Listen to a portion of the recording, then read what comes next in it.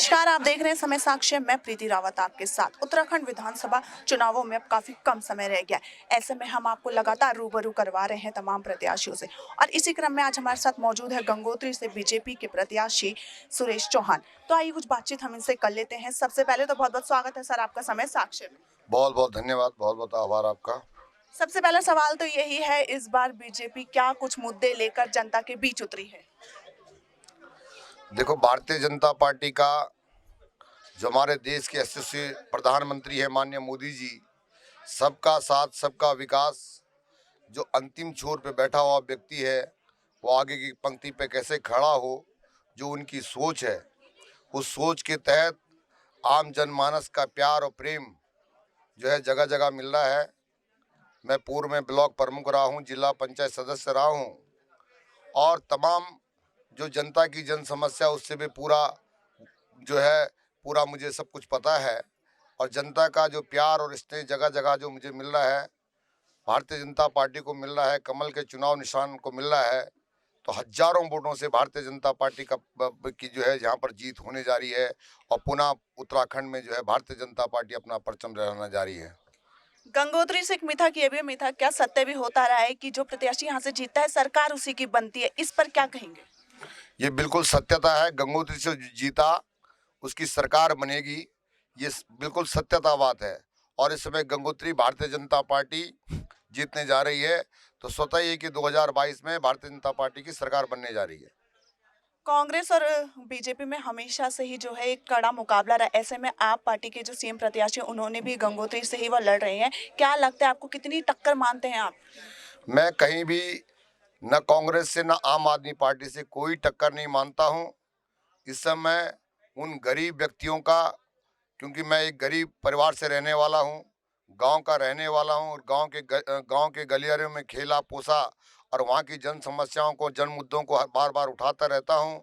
इस बार जनता की सीधी जो है एक तरफ लहर है कि इस समय गंगोत्री से सुरेश चौहान को लाना है और भारतीय जनता पार्टी को भारी बहुमतों से जिताना है। इसलिए मैं कहीं भी नहीं मानता हूँ कि आम आदमी पार्टी जो सीएम के प्रत्याशी हैं, सीएम तो तब बनेंगे जब पहले विधायक बनेंगे।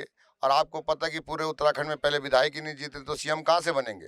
तो ये लहर है भारतीय जनता पार्टी की। हमारे बहुत ही युवा और ऊर्जावान जो हमारे मुख्यमंत्री हैं माननीय धामी जी, जो उन्होंने एक नई अलख जगाई है, जो हमारे मोदी जी हैं, जो दिन रात जिनका एक चिंतन और मंथन पूरे देश के लिए कि हमारा देश विश्व की जो है शक्ति कैसे बने, विश्व में कैसे ऊपर उठे, तो जो उनके मुद्दे हैं उस पर तमाम हमारे युवा साथी, तमाम हमारे जितने भी माताएं बहनें बुजुर्ग पूरा बढ़ चढ़ कर भाग ले रहे हैं। भारतीय जनता पार्टी का एक एक कार्यकर्ता जो है सब बिल्कुल साथ में चल रहे हैं। हमारे तमाम जिन्होंने भी उम्मीदवारी के सारे प्रत्याशी काम पे लग गए हैं, ये सबसे बड़ा सौभाग्य की बात है।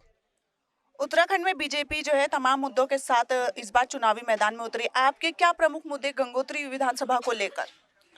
मेरा जो प्रथम मुद्दा रहेगा कि मैं अपने तमाम जो हमारे गांव में बसने वाले तमाम जो बेरोजगार भाई हैं उनको स्वरोजगार के रूप में कैसे जोड़ा जाए। हमारी जो माताओं के जो पीठ के जो बोझ के कष्ट हैं वो कैसे कम किए जाएं। स्वास्थ्य, शिक्षा, इन तमाम मुद्दों पर जो है हम सब जो है मिलकर जो है हमारे तमाम जितने भी हमारे भारतीय जनता पार्टी के वरिष्ठ एवं श्रेष्ठ कार्यकर्ता हम सब मिलकर काम करेंगे। उत्तराखंड का इतिहास रहा है, एक बार कांग्रेस एक बार बीजेपी, तो इस बार क्या लगता है, क्या स्थिति बदलेगी? इस बार पूरी स्थिति बदलेगी। और मैं इसलिए स्थिति की बात बता रहा हूँ कि भ्रष्टाचार से पूरा देश तंग था। भ्रष्टाचार से आज उत्तराखंड, जिसको हम देवभूमि कहते हैं, वो बिल्कुल त्रस्त है।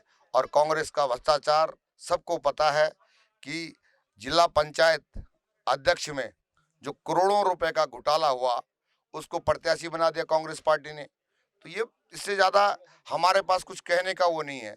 तो जनता सब समझती है, सब जानती है। और जनता का जो मत है इस समय 14 तारीख को कमल के चुनाव के निशान पे जो है पड़ेगा और भारतीय जनता पार्टी को प्रचंड बहुमत मिलेगा। चलिए एक आखिरी सवाल आपसे पूछ लेती हूँ। आगामी विधानसभा चुनाव नजदीक है, ऐसे में जनता को क्या आप संदेश देना चाहेंगे?